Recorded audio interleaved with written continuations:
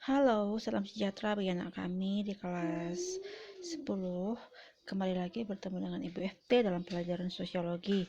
Pada pertemuan sebelumnya kita sudah membahas ya mengenai sosiologi itu sebagai sebuah ilmu, sudah masuk ke bagian yang ketiga. Nah, pada saat itu Ibu sudah menjelaskan bahwa sosiologi itu dikatakan sebagai sebuah ilmu karena sudah memiliki beberapa ciri. Nah, yang pertama adalah empiris, yang kedua teoritis, yang ketiga kumulatif, dan yang keempat adalah non etis. Nah, ini semua adalah ciri-ciri sosiologi, sehingga sosiologi itu pantas dikatakan sebagai sebuah ilmu. Nah, selain itu sosiologi juga memiliki metode atau cara dalam membuktikan sebuah persoalan. Nah, ada dua metode ilmiah. Yang pertama adalah metode kualitatif dengan cara observasi langsung, dan yang kedua adalah metode kuantitatif dengan cara menghitung baik melalui mean, median, dan modus. Nah, sekarang kita akan masuk ya mengenai peran dan fungsi sosiologi. Nah, sebenarnya apa ya peran dan fungsi dari sosiologi itu? Nah, yang pertama, sosiologi sebagai ilmu riset. Nah, seperti para ilmuwan lainnya,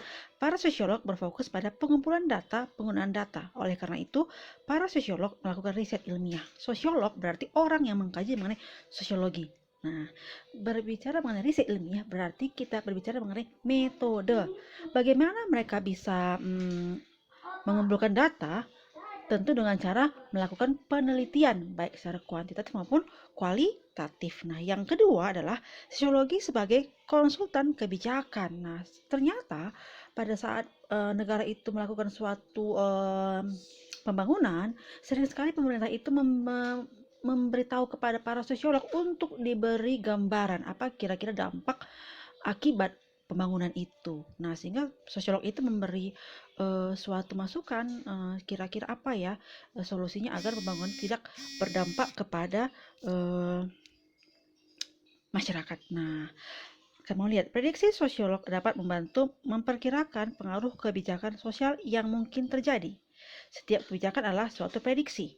Artinya, kebijakan diambil dengan harapan menghasilkan pengaruh atau dampak yang diinginkan. Jadi, sosiolog itu bisa memprediksi bagaimana apabila dibangun pabrik di sini. Nah, apa kira-kira yang berdampak ke masyarakat? Itu adalah tugas sosiolog sebagai konsultan kebijakan. Nah, dan yang ketiga, sosiologi sebagai praktisi. Nah, beberapa sosiolog terlibat dalam perencanaan dan pelaksanaan kegiatan masyarakat. Mereka memberi saran-saran baik dalam penyelesaian berbagai masalah hubungan antar karyawan, masalah moral, maupun hubungan antar kelompok dalam organisasi. Nah, kamu lihat ya, di era pandemi saat ini teknologi sangat dibutuhkan ya, tetapi ternyata teknologi itu memberikan dampak yang negatif. Nah, baik itu dari para kalangan remaja maupun orang-orang dewasa. Nah, di situ butuh seorang sosiolog sehingga dia bisa memberikan saran-saran kira-kira apa solusi agar teknologi itu tidak terlalu berdampak negatif kepada masyarakat. Itu sebagai praktisi. Nah, dan yang keempat adalah sosiologi sebagai guru atau pendidik. Nah, kamu lihat seperti ibu ya. Nah, mengajar merupakan salah satu kegiatan yang dapat digeluti oleh seorang sosiolog. Nah, sebagai seorang pendidik, sosiolog berperan dalam mengajarkan dan mengembangkan sosiologi sebagai ilmu di berbagai bidang. Nah, jadi seperti ibu ya, ibu di kelas 10 memperkenalkan apa itu sosiologi. Nah, ingat, sosiologi berarti ilmu yang mengkaji mengenai masyarakat. Nah, apanya masyarakat? Yaitu interaksi sosial. Apa itu interaksi sosial? Hubungan timbal balik antara individu dengan individu, individu dengan kelompok, dan kelompok dengan kelompok.